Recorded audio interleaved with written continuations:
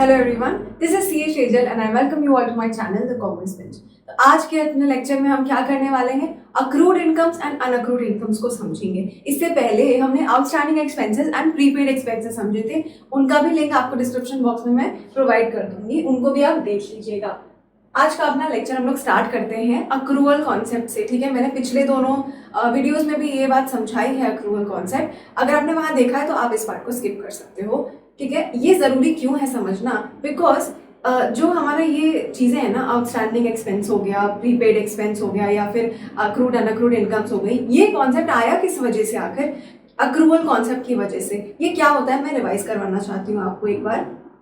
Basically accounts जो है ना वो बेस्ड होता है कई सारे कॉन्सेप्ट्स के ऊपर। ठीक है, कई सारी फाउंडेशंस लगाई जाती है, उसके ऊपर अकाउंट्स बेस्ड होता है। उनमें से एक है अक्रूवल कॉन्सेप्ट। ये क्या बोलता है बेसिकली कि कोई भी अगर आप ट्रांजैक्शन हुआ है आपके बिजनेस में, आप उसे एंटर कब करोगे अपनी बुक्स में, रिकॉर्ड कब करोगे, आप उसको रिकॉर्ड तब करोगे अपनी बुक्स में when you have entered into it. मतलब क्या, अगर कोई एक्सपेंस की बात करी जाए, अगर आपका एक्सपेंस क्यों होता है, आपने कोई सर्विस ली होगी किसी से, इसीलिए आपने उसे पैसे दिए होंगे, एक्सपेंस किया होगा, राइट। तो उस एक्सपेंस को आप रिकॉर्ड उसी ईयर में करोगे जिस ईयर में आपने वो सर्विस ली है। भले आपने उसके लिए उस साल पैसे दिए या नहीं दिए, उससे फर्क नहीं पड़ता। इनकम्स की बात करते हैं। इनकम क्यों होती है, अगर आपने कोई सर्विस या कोई चीज दी है तो उसके लिए ही आपको पैसे मिलेंगे, इनकम होगी आपकी। तो जिस ईयर में ये सर्विस या चीज आपने दी है किसी को, उसी ईयर में आपको ये इनकम को रिकॉर्ड कर लेना है अपनी बुक्स में। इससे फर्क नहीं पड़ता कि उस बंदे ने आपको पैसे दिए या नहीं दिए इन कैश। वही बात यहाँ लिखी हुई है, transactions are recorded when they are entered into. चाहे आपका ये अमाउंट एक्सचेंज हुआ हो या नहीं हुआ हो, उससे फर्क नहीं पड़ता। सिंपल सी बात थी। और यही है जो which leads to the use of accrued income account and unaccrued income account. ये हम आगे समझेंगे कई सारे एग्जांपल से, बट अभी के लिए आप ये जान लो कि ये जो हम समझते हैं अक्रूड इनकम और अनअक्रूड इनकम, ये आता ही अक्रूवल कॉन्सेप्ट की वजह से। ओके, इनको हम एडजस्टमेंट एंट्रीज बोलते हैं, और adjustment entries are always passed at the end of the year. ठीक है, हमेशा साल के अंत में पास होती हैं एडजस्टमेंट एंट्रीज। ये होती क्या है वो बताती हूँ। कई सारी एंट्रीज तो वो होती हैं जो रोजमर्रा में आपके बिजनेस में होती रहती है, वो आप देखते रहते हो, रिकॉर्ड करते रहते हो कि गुड्स आए, गुड्स चले गए। ठीक है, कोई भी हमने जो सैलरी दी लोगों को, वो सारी चीजें, ये सब आप रिकॉर्ड करते रहते हो रोज रोज, जो होती रहती हैं आपके सामने। कुछ चीजें क्या होती है, वो साल के एंड में आपको पता चलती हैं। ठीक है, कि हाँ यहाँ पर मेरा अक्रूवल कॉन्सेप्ट शायद मीट नहीं हो पा रहा है, या मेरी बुक्स क्लोज नहीं हो पा रही हैं, उन्हीं के लिए एडजस्टमेंट एंट्रीज करी जाती हैं। मतलब जो चीज़ पहले सही नहीं हो पाई थी, उसको ईयर एंड पर तो आप सब कुछ सही करके हैप्पी हैप्पी क्लोजर करना है हमको अपनी बुक्स का, और वो ही होती है एडजस्टमेंट एंट्रीज, उसी लिए करी जाती हैं सारी चीज़ों को सही करने के लिए। समझ में आ गई बात, ये इसका बेसिक कॉन्सेप्ट है। ओके, अब हम लोग आगे बढ़ते हैं एंड समझते हैं अक्रूड इनकम क्या होती है। यहां से स्टार्ट करते हैं। Okay, incomes that have been earned but not been received और हैव नॉट बिकम ड्यू। अब ये जो है ना, ये मैं आपको दो अलग अलग एग्जांपल से बताऊंगी। ये थोड़ी सी दो अलग चीजें हैं। कौन कौन सी, क्या बता रही हूँ मैं, एक सेकेंड बता दें आपको। Incomes that have been earned, जिसको हमने कमा लिया है, लेकिन या तो वो रिसीव नहीं हुई है, एक बात तो ये हो सकती है, या फिर वो ड्यू ही नहीं हुई है। अभी दो केसेस हैं यहाँ पर। ये दोनों केसेस में ट्रीटमेंट बिल्कुल सेम होता है, बस ये इसका मीनिंग थोड़ा सा अलग है, वो हम अभी समझते हैं, और ये बातें भी अभी समझ में आएंगी। चलिए, सबसे पहले हम एक अपना एग्जाम्पल 1 लेते हैं। यहाँ पर यहाँ मान लीजिए कि आज की डेट है 1 अगस्त 2023। Okay, this is the date today, and यहाँ पर मैं हूँ, मेरा बिजनेस है, एंड मैंने क्या किया, किसी बंदे को लोन प्रोवाइड किया है। ठीक है, उसको पैसों की ज़रूरत थी, तो मैंने उसको लोन प्रोवाइड कर दिया। कितने पैसे प्रोवाइड किए मैंने, 1 लाख रुपए का मान लो लोन प्रोवाइड कर दिया। एंड यहाँ पे कुछ कंडीशंस रखी। क्या कंडीशंस की, एवरी मंथ एंड पर आप मुझे इंटरेस्ट पे करोगे, मंथ एंड पर इंटरेस्ट पे करोगे। इंटरेस्ट कितना होगा, सिंपल इंटरेस्ट लिखती हूँ यहाँ पर। ठीक है, ताकि कोई कॉम्प्लिकेशंस ना रहे, क्योंकि हमें तो अक्रूड अनअक्रूड का कॉन्सेप्ट समझना है ना कि हमें इंटरेस्ट कैलकुलेशन समझना है। तो simple interest at the rate of, मान लीजिए आप 1% पर मंथ। ठीक है, प्लीज ध्यान देना, यहाँ पे पर मंथ है, पर एनम नहीं है। ओके, चलिए, तो ये आपको हर मंथ एंड पर मुझे प्रोवाइड कर देना है। उसने बोला ठीक है, और मैंने उसको पैसे प्रोवाइड कर दिए। अब देखिए क्या होता है, मान लो ये आ गया 31 अगस्त 2023, ये डेट आई, इसने मुझे पैसे नहीं दिए, इसके पास इंटरेस्ट था ही नहीं, देने के लिए पैसे थे ही नहीं, तो इसने मुझे नहीं प्रोवाइड किए, यहाँ पे मुझे पैसे नहीं मिले। फिर आ गया नेक्स्ट मंथ का एंड, 30 सितंबर 2023, यहाँ भी पैसे नहीं मिले। ऐसे करते करते ना ईयर की क्लोजिंग आ गई, 31/3/2024 आ गया। यहाँ तक भी मुझे इसने इंटरेस्ट प्रोवाइड नहीं किया किसी भी मंथ में। अभी तक टोटल कितने मंथ्स निकल चुके हैं अगर हम देखें तो 8 मंथ्स ऑलरेडी निकल चुके हैं। उस हिसाब से मुझे कितना इंटरेस्ट मिल जाना चाहिए था, 1 लाख रुपए के ऊपर 1% पर मंथ के हिसाब से अगर हम 8 मंथ्स देखें तो मुझे टोटल अभी तक ₹8,000 मिल जाने चाहिए थे। अब आप मुझे ये बताओ, ये 8,000 रुपीज जो हैं, क्या ये मैंने अर्न कर लिए हैं? क्या अर्न कर लेने का मतलब क्या है भाई, मेरा जो पैसा था 1 लाख रुपए, ये मेरा पूरा इस बंदे के पास पड़ा हुआ था, ठीक है, फॉर 8 मंथ्स, राइट। मैंने उस पैसे को वापस तो नहीं मांगा, एंड ये पैसा उसके पास पूरा पड़ा था। दैट मीन्स कि I have earn this interest, मैंने ये पैसा कमा लिया है, ये इंटरेस्ट, क्योंकि मेरा पूरा पैसा उसके पास 8 महीने पड़ा हुआ था, वो उसका यूटिलाइजेशन कर रहा था, तो ऑब्वियसली मुझे इंटरेस्ट तो देना चाहिए था ना। तो अर्न तो मैंने भाई किया है। और क्या ये पैसा ड्यू हो चुका है? क्या ड्यू मतलब क्या इसको मुझे ये पैसा सच में दे देना चाहिए था? बिल्कुल दे देना चाहिए था, क्योंकि डील क्या हुई थी, एवरी मंथ एंड पे आप मुझे ये पैसा देते जाओगे। को भाई यहाँ पर देखो, यहाँ पर तो हमें कोई चीज़ मिली ही नहीं, कोई भी पैसा हमको मिला ही नहीं, तो हमने कोई एंट्री भी नहीं करी यहाँ। बट जब ईयर एंड आ जाता है तो मैंने क्या कहा था, हम ईयर एंड पे खड़े होके देखते हैं कि मेरा अक्रूवल कॉन्सेप्ट मीट हुआ कि नहीं, कोई ऐसी चीज़ तो नहीं कि मेरी बुक्स जिससे क्लोज नहीं हो पा रही है। तो यहाँ पर ही हमने ये चीज़ डिटेक्ट करी कि हमको यहाँ पर पैसा तो मिल जाना चाहिए था, लेकिन पैसा नहीं मिला है, और हमने ये चीज़ इसलिए रिकॉर्ड भी नहीं किया। इसका मतलब क्या, मेरा अक्रूवल कॉन्सेप्ट मीट नहीं हुआ, बिकॉज जब मुझे मिला नहीं तो मैंने कुछ रिकॉर्ड नहीं किया। बट अक्रूवल कॉन्सेप्ट क्या बोलता है, रिकॉर्ड तो करना चाहिए था तुमको, चाहे तुमको पैसा मिला या नहीं मिला। तो अब तक नहीं किया तो भैया अब तो आंखें खोलो, 31 तारीख आ चुकी है, डेट आ चुकी है सब कुछ क्लोज करने की। तो अब मुझे 31 तारीख को इसे क्लोज करना पड़ेगा, तो एंट्री भी करनी पड़ेगी। अब एंट्री क्या होगी वो ही हम सीखने वाले हैं। सबसे पहले तो मुझे ये बात पता है कि ये जो इनकम है ना, मेरी इनकम है ये 8,000 रुपीज़ जो मैंने इंटरेस्ट कमाया, दिस माई इनकम। इनकम क्या करी जाती है, इनकम जब भी होती है तो उसे क्रेडिट किया जाता है। तो सबसे पहले एक चीज़ तो एकदम कंफर्म है कि टू इंटरेस्ट अकाउंट, यानी कि टू में, यानी क्रेडिट तो हमको करना ही पड़ेगा 8,000 रुपीज़। लेकिन जब क्रेडिट किया है किसी को तो डेबिट भी तो करना पड़ेगा। बैंक अकाउंट डेबिट कर सकती हूँ क्या, यहाँ पे बताना जरा। बैंक अकाउंट नहीं आ सकता, क्योंकि मेरे को पैसा तो मिला ही नहीं ना हाथ में, तो बैंक अकाउंट किस खुशी में डेबिट करेंगे हम। सारा रोना तो उसी का है कि पैसे नहीं मिले, इसलिए हमने एंट्री भी नहीं करी थी। तो बैंक अकाउंट बिल्कुल भी डेबिट नहीं हो सकता, bad idea, bank account debit नहीं हो सकता। तो किसको करने का डेबिट, इसीलिए ये हम अकाउंट खोलते हैं अक्रूड इनकम अकाउंट, और इसको करते हैं डेबिट, और यहाँ पर 8,000 रुपीज़ लिखते हैं। ये है मेरा शक्तिमान। शक्तिमान क्यों है ये, क्योंकि ये अक्रूड इनकम अकाउंट या फिर प्रीपेड एक्सपेंसेस, आउटस्टैंडिंग एक्सपेंसेस, ये सारे जो अकाउंट्स होते हैं ना, ये ईयर एंड पे आते हैं और मुझे बचा लेते हैं। अक्रूवल कॉन्सेप्ट की जो गलती मैं करने वाली थी अब वो नहीं होगी, क्योंकि इसने मुझे बचा लिया ये अकाउंट खुलवा के। राइट, इस अकाउंट का मतलब क्या हुआ, अब ये देखो आप, इंटरेस्ट मैंने इसी ईयर में, मैं अक्रूवल कॉन्सेप्ट के हिसाब से क्या था कि इनकम हुई है तो बुक करने का, बुक हमने कर लिया। और बैंक अकाउंट भी हमने नहीं लिखा यहाँ पे, क्योंकि पैसे तो आए ही नहीं थे। हमने तो एक अकाउंट खोल दिया अक्रूड इनकम अकाउंट नाम से, और उसको डेबिट कर दिया 8,000 रुपीज़ से। इससे क्या हुआ, ये बन गया मेरा एक असेट। ये मुझे क्या दिखा रहा है कि भाई तुमको फ्यूचर में जाकर ना 8,000 रुपये मिलने वाले हैं, यानी कि ये एक फ्यूचर बेनिफिट है। राइट, फ्यूचर बेनिफिट है, इसीलिए तो मैं इसको असेट बोल सकती हूँ ना। और असेट तो हमेशा होता है डेबिट, वही हमने यहाँ पर किया है ना। राइट, आई होप आपको ये पूरा कॉन्सेप्ट समझ में आया है।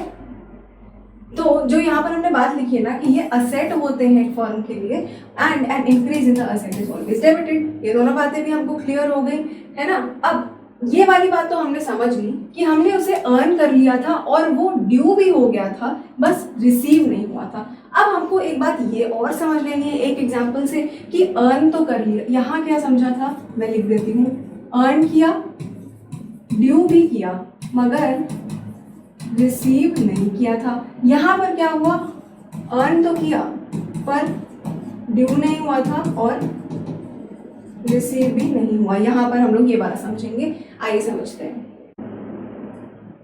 एग्जाम्पल 2 पर आ जाते हैं। यहाँ पर हम देखो क्या कर रहे हैं, ये हूँ मैं अगेन एंड ये कोई दूसरी कंपनी है, ठीक है, कोई दूसरी कंपनी है। मैंने क्या किया, इस कंपनी में कर दिया है इन्वेस्टमेंट किया है। बहुत इफरात पैसा मेरे पास पड़ा था, समझ नहीं आ रहा था कहाँ पैसे डालूं मैं, तो पैसे मैंने इस कंपनी में इन्वेस्ट कर दिए। Okay, this is me my business. अब क्या होता है, मान लो मैंने ये पैसा इन्वेस्ट कब किया, ऐसा मानो कि ये मैंने इन्वेस्ट किया है 1 जनवरी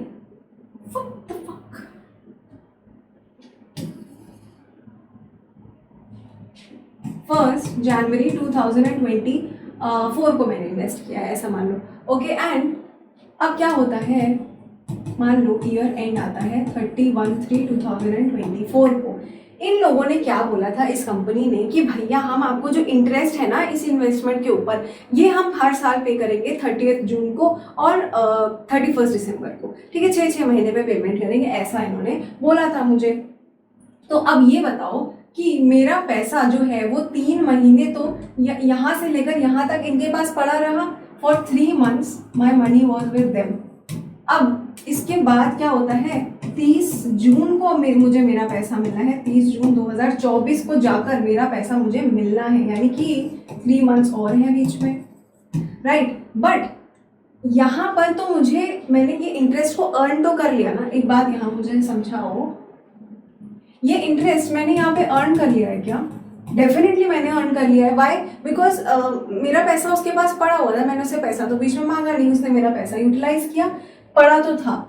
ड्यू हुआ क्या, यहाँ पर ये सवाल है। ड्यू नहीं हुआ भाई, ड्यू कब होने का था, ड्यू तो होगा 30 जून 2024 को ड्यू है इंटरेस्ट। इसका मतलब ये मैंने सिर्फ अभी अर्न किया है, this has not become due. तो आपको इससे पहले वाले एग्जांपल में डिफरेंस समझ में आएगा कि मैंने उसको बोला था पिछले एग्जांपल में हर महीने मुझे इंटरेस्ट देते जाना, तो वो ड्यू हो के 31 मार्च तक पूरा ड्यू हो चुका था, अर्न एंड ड्यू दोनों। बट यहाँ पर ये सिर्फ अर्न हुआ है, ड्यू नहीं हुआ है अभी। ड्यू कब होगा, इस डेट को इट बिकम्स ड्यू, राइट। अब देखो रिसीव भी नहीं हुआ यहाँ पे, है ना। अब ये समझो ना कि इस केस में भी एंट्री हम सेम ही करेंगे, वही अक्रूड इंटरेस्ट वाली, लेकिन बस मैं आपको समझाना चाहती थी कि ड्यू में और अर्न होने में फ़र्क क्या होता है। ओके, अब आप आई होप वो समझ गए होंगे फ़र्क। तो चलिए अब बात करते हैं हम लोग। यहाँ तक भी जब हमको कोई पैसे नहीं मिले, इन 3 महीनों में नहीं मिल रहे थे पैसे, हमने कुछ नहीं बोला, कुछ रिकॉर्ड भी नहीं किया, क्योंकि मिला ही नहीं तो क्या रिकॉर्ड करेंगे। लेकिन जब क्लोजर की डेट आ गई बुक्स की, तो हमको ईयर एंड पे खड़े होकर क्या देखना पड़ता है, एडजस्टमेंट एंट्रीज करनी पड़ती है कि कोई चीज़ सही नहीं है, अक्रूवल कॉन्सेप्ट मीट नहीं हो रहा है, तो बैठा के उसको मीट कराने का। ओके, तो अभी 31 तारीख आ गई है, तो मीट भी कराना पड़ेगा अक्रूवल कॉन्सेप्ट। क्या एंट्री करोगे, अगेन वही सेम एंट्री होगी। मान लो इन 3 महीनों का इंटरेस्ट हो गया है 30,000 रुपीज, इन 3 महीनों का इंटरेस्ट है, एंड इन 3 महीनों का भी 30,000 होता। अब देखो क्या होगा। सबसे पहले मैंने क्या बताया था, मैं क्या एंट्री करूंगी, मैंने आपको बोला था कि ये मेरी इनकम है, जो इंटरेस्ट मुझे मिल जाना चाहिए था वो मेरी इनकम है, राइट। तो मैं उसको क्रेडिट करूंगी टू इंटरेस्ट अकाउंट, यहाँ पर हो जाएगा क्रेडिट। अच्छा, अब एक डेबिट में कौन आएगा, बैंक अकाउंट आएगा क्या? क्या मुझे 31 तारीख को, ये सबसे पहले मैंने यहाँ पर डेट लिख देती हूँ, 31/3/2024 थी, ठीक है ये। अब मुझे बताओ डेबिट में कौन आएगा? बैंक अकाउंट बिल्कुल नहीं आ सकता, क्योंकि मुझे पैसे तो मिले ही नहीं। तो कौन आएगा, वही अपना शक्तिमान आएगा, अक्रूड इंटरेस्ट अकाउंट आ जाएगा। ये मैं खोल रही हूँ अपने अक्रूवल कॉन्सेप्ट को मीट करने के लिए, क्योंकि ये इनकम मैंने अर्न तो कर ही ली है, एंड जिस ईयर में अर्न करी है उसी ईयर में मुझे इसे रिकॉर्ड भी करना चाहिए। ये ईयर कौन सा चल रहा है, बाय द वे ये चल रहा है फाइनेंशियल ईयर 23-24 वाला, एंड इसी में मुझे इनकम हुई है, इसी में मैं रिकॉर्ड करूंगी। अब अमाउंट बताना जरा क्या होगा, ये बताओ 30,000 रुपीज़ का अमाउंट लिखेंगे या 60,000 का टोटल अमाउंट लिखेंगे? 30,000 का ऑब्वियसली लिखेंगे, बिकॉज हम किस डेट में खड़े हैं, 31/3/2024। यहाँ तक हमने 30,000 का ही इंटरेस्ट अर्न किया है। ये कौन सा फाइनेंशियल ईयर है, 23-24। ये वाला कौन सा फाइनेंशियल ईयर है, 24-25 फाइनेंशियल ईयर, राइट। अच्छा, ये बात हमको समझ में आ गई, हम 30,000 रुपीज़ से इसकी एंट्री कर देंगे। आगे के 30,000 से तो अभी हमें इस ईयर में कोई लेना देना ही नहीं है। Okay right. अब देखो इससे मेरा फायदा क्या हुआ ये अक्रूड इंटरेस्ट अकाउंट खोलने से, मैं अभी बताती हूँ आपको। मान लो अब क्या होता है 30/6/2024 आ चुकी है, पेमेंट डेट आ गई, तो मान लो पेमेंट होने लगा, bank account debit. Bank account से कितने पैसे आएंगे? सबसे पहली बात तो 60,000 रुपीज आएंगे। क्यों? क्योंकि यहाँ 30,000 था एंड यहाँ 30,000 था, टोटल 60,000 रुपीज आएंगे। बैंक अकाउंट तो समझ में आया हमको। अब ये बताओ मुझे कि मैं क्या यहाँ पर पूरा इंटरेस्ट अकाउंट को क्रेडिट करके 60,000 लिख दूं क्या? ऐसा करूं? ये बिल्कुल गलत हो जाएगा। अक्रूवल कॉन्सेप्ट यहाँ आके मुझे एक लाफा मारेगा और बोलेगा कि बहन ये दीदी आपने ये जो करा है ना, ये मेरा पूरा वायलेशन है अक्रूवल कॉन्सेप्ट का। कैसे वायलेशन है? क्योंकि ये जो इंटरेस्ट अकाउंट हम लिखते हैं ना, ये फिर इसी फाइनेंशियल ईयर का इंटरेस्ट अकाउंट होता है। फाइनेंशियल ईयर 24-25 का इंटरेस्ट अकाउंट ये डिनोट करता है। इसका मतलब क्या है कि ये 30,000 जो इसमें से पिछले साल वाला था ना, वो भी मैंने इसी साल के वाले इंटरेस्ट में ही रिकॉर्ड कर दिया। ये गलत हो जाएगा राइट, क्योंकि वो 30,000 मैंने पिछले साल अर्न किया था और उस 30,000 के लिए मैंने ये अकाउंट बड़का सा खोल के रखा था भाई, अक्रूड इंटरेस्ट अकाउंट। तो उसको क्यों नहीं इस्तेमाल कर रहे हैं? दिखाती हूँ अभी कैसे इसको करेंगे हम लोग। अभी आपको पूरी बात क्लियर होगी एंड बहुत मजा आएगा समझने में। बैंक अकाउंट डेबिट करेंगे और एक तो पहले इंटरेस्ट अकाउंट लिखेंगे जो डिनोट कर रहा होगा किसको? फाइनेंशियल ईयर 24-25 को। क्योंकि अगर मैं इंटरेस्ट अकाउंट लिखती हूँ ना, तो फिर ये उसी वाले फाइनेंशियल ईयर को डिनोट करता है जिस ईयर में हम चल रहे हैं अभी करेंटली। अब एक और अकाउंट यहाँ आ जाएगा, अक्रूड इंटरेस्ट अकाउंट आ जाएगा। ये किसको डिनोट कर रहा होगा? ये आप एग्जाम में मत लिख के आएगा, मैं आपको समझाने के लिए बोल रही थी कि फाइनेंशियल ईयर वाली बात। ये फाइनेंशियल ईयर 23-24 को डिनोट करता है एंड हम यहाँ पर 30,000 बांट देंगे। आई होप आप वैसे ये बात समझ गए होंगे, बट फिर भी मैं समझा रही हूँ कि जो इनकम जिस ईयर की है ना, हम उसी ईयर के अकाउंट में उसको रिकॉर्ड करेंगे। जैसे ये 30,000 जो थी ये यहाँ वाली इनकम थी, इसीलिए हमने इस वाले फाइनेंशियल ईयर के इंटरेस्ट अकाउंट में रिकॉर्ड कर दी राइट। वो हमने काम किया। दूसरी चीज क्या हुई, हमने इंटरेस्ट अकाउंट यहाँ वाला जो हमने खोला था ना, उसको यूज कर लिया। ये अकाउंट हमने खोला ही इसलिए था कि फ्यूचर में जब भी पैसे मिलेंगे, एक हमने गुल्लक टाइप का बना के रख दिया था कि भैया फ्यूचर में जब भी पैसे मिलेंगे ना, इसी फाइनेंशियल ईयर के गुल्लक में डाल देना वो पैसे, ताकि दूसरा फाइनेंशियल ईयर बिल्कुल भी डिस्टर्ब ना हो। आई बात समझ में? तो अब इसी गुल्लक को यूज करने का टाइम आ गया, तो अब क्या होगा, यहाँ पर हमने इसको डेबिट किया था, असेट बनाया था इसको कि फ्यूचर में पैसे मिलेंगे। अब उसी को कैंसिल आउट कर दिया। जब असेट यूटिलाइज कर लिया, वो पैसे हमारे पास आ गए, तो फिर हमने उसको पहले डेबिट किया था, अभी क्रेडिट कर दिया और ये असेट खत्म हो गया हमारी बुक से एंड ये 30,000 रुपये मिल गए। समझ में आई बात? दोनों ईयर्स बिल्कुल अलग अलग डिनोट भी हो गए, अक्रूवल कॉन्सेप्ट भी नीट हो गया मेरा। बस यही बात बोलता है अक्रूवल कॉन्सेप्ट, ठीक है, कि एक ईयर का जो है टिटिम्मा आप दूसरी ईयर में मत घुसेड़ो, उसके लिए अलग अकाउंट बना लो, जब भी मिले उसमें डाल दो पैसे, इस ईयर को डिस्टर्ब नहीं करने का। समझ में आ गई बात? आई होप बिल्कुल क्लियर हुआ होगा आपको। कुछ भी कंफ्यूजन हो कमेंट सेक्शन में आप पूछ सकते हो मुझसे। ओके चलिए आगे बढ़ते हैं हम लोग। चलिए अब हम लोग आते हैं अनअर्न्ड इनकम पे। अब हम लोग इसको जल्दी जल्दी कंप्लीट कर सकते हैं बिकॉज आपको समझ में आ गया अक्रूवल कॉन्सेप्ट कैसे क्या रोल निभा रहा है इन सब चीज़ों में, है ना, उसको कैसे हमें लगाना है यहाँ पर, तो वो आपको समझ आ गया, इसीलिए हम जल्दी मूव ऑन कर सकते हैं। देखिए incomes received but not earn, ये उसका जस्ट उल्टा है कि अर्न नहीं करी हमने अभी तक इनकम, लेकिन हमको मिल पहले ही गई वो, right, against which sale of goods और services is yet to be made.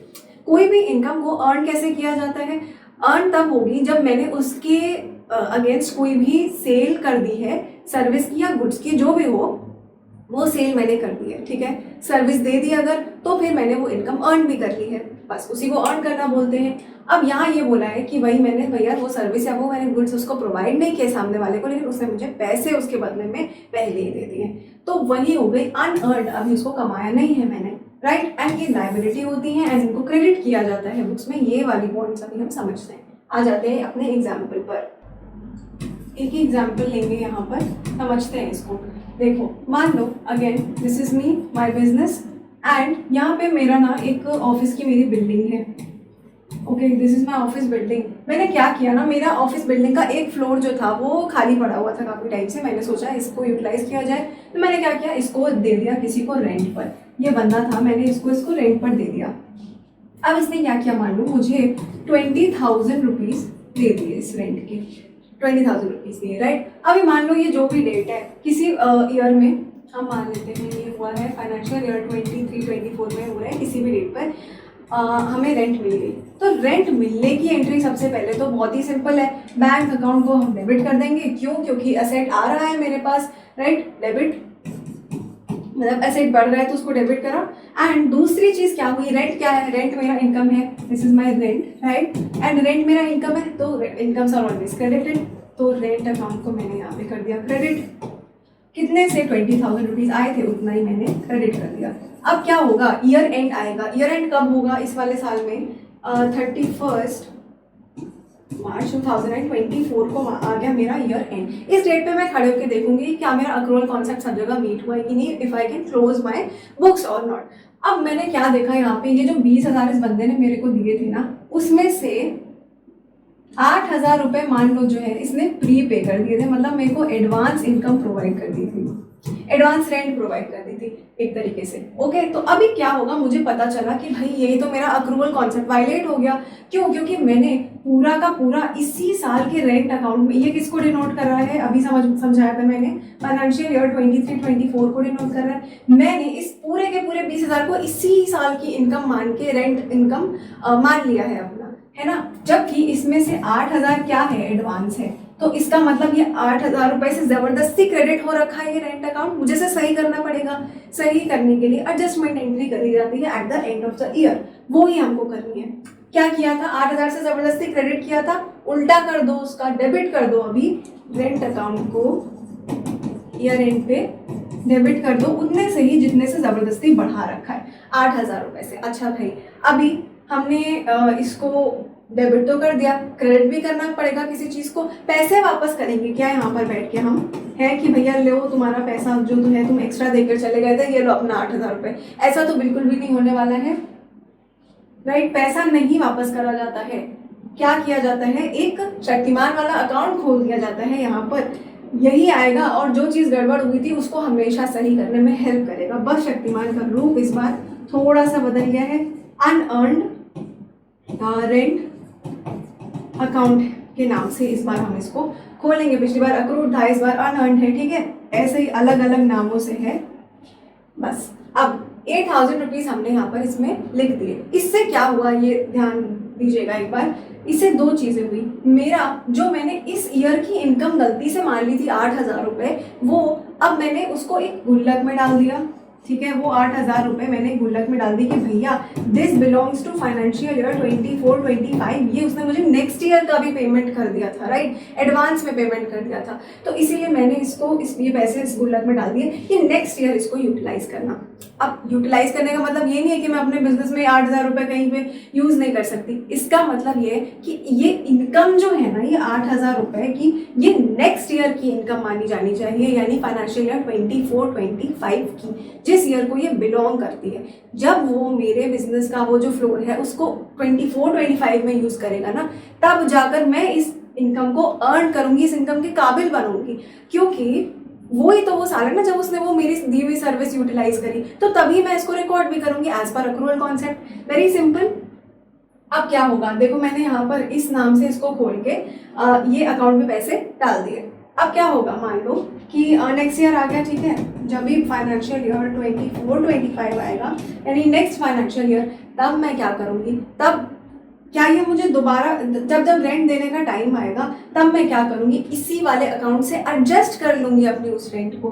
कैसे, नेक्स्ट ईयर में मैं टू रेंट अकाउंट लिखूंगी, राइट। मैं अपनी इनकम तो रिकॉर्ड करूंगी ना इस साल की, फाइनेंशियल ईयर 24-25 वाली इनकम, वो मुझे रिकॉर्ड करनी है। 8,000 रुपये मान लो ये वाली मैंने रिकॉर्ड करी। और यहाँ पर डेबिट में कौन आएगा, बैंक अकाउंट आ सकता है क्या, नहीं आ सकता, बिकॉज अब वो मुझे दोबारा तो पैसे देने नहीं वाला। इसीलिए मैं यही वाला अकाउंट यहाँ पर यूटिलाइज करूंगी, अनअर्न्ड रेंट अकाउंट को यहाँ पर यूज कर लूंगी 8,000 रुपये। इससे क्या होगा, मेरा ये वाला अकाउंट हो जाएगा कैंसिल आउट। जिस पर्पस के लिए खोला था इसको वो यूज हो जाएगा। ये था फाइनेंशियल ईयर 24-25 की अनअर्न्ड इनकम, उसी को मैंने यहाँ पर यूटिलाइज करके खत्म कर दिया। समझ में आई होगी आपको बात, है ना। इसको आप दोबारा भी एक बार देख सकते हो ताकि आपको बिल्कुल क्लियर कॉन्सेप्ट एकदम क्लियर हो जाए। अब एक बात और लास्ट में देख लेते हैं हम लोग। हमने यहाँ पर ये अकाउंट खोला था to unearned rent account, right. क्या ये इनकम मैंने अर्न करी थी तब तक? नहीं करी थी इस डेट तक अर्न। तो ये एक तरीके से मेरी लायबिलिटी होती है, right, because I have not earned it, लेकिन अभी मुझे उसके पैसे पहले ही एडवांस में मिल चुके हैं, ठीक। तो इसीलिए मैं इसको लायबिलिटी मानती हूँ एंड हेंस हम यहाँ पर एक लायबिलिटी लिखा हुआ है हमने, क्योंकि अर्न नहीं करी, बस मिल गई है अभी। और लायबिलिटीज हमेशा क्रेडिट करी जाती हैं, वही हमने यहाँ भी किया है। ये लायबिलिटी है एंड इसको हमने क्रेडिट करा हुआ है, ठीक है। वो बात भी आपको समझ में आ गई होगी। तो यहाँ पर हम ये वीडियो को एंड कर रहे हैं। मैं बस आपको यही कंक्लूजन में बताना चाहती हूँ कि अक्रूवल कॉन्सेप्ट हमको जो बोलता है, यही बोलता है कि जिस ईयर में जो एक्सपेंस आपने इनकर किया है उसी ईयर में रिकॉर्ड करो, जिस ईयर में जो इनकम आपने अर्न करी है उसी ईयर में रिकॉर्ड करो, एंड उसी चक्कर में हमको ये वाले एडजस्टमेंट्स करने पड़ते हैं सारे के सारे। ओके, यहाँ पर हम अपना वीडियो एंड करते हैं। आपको जैसा भी लगा हो ये video, please let me know in the comment section. पसंद आया हो तो please like this video and share it with your friends and subscribe to my channel for more such content. Thank you so much.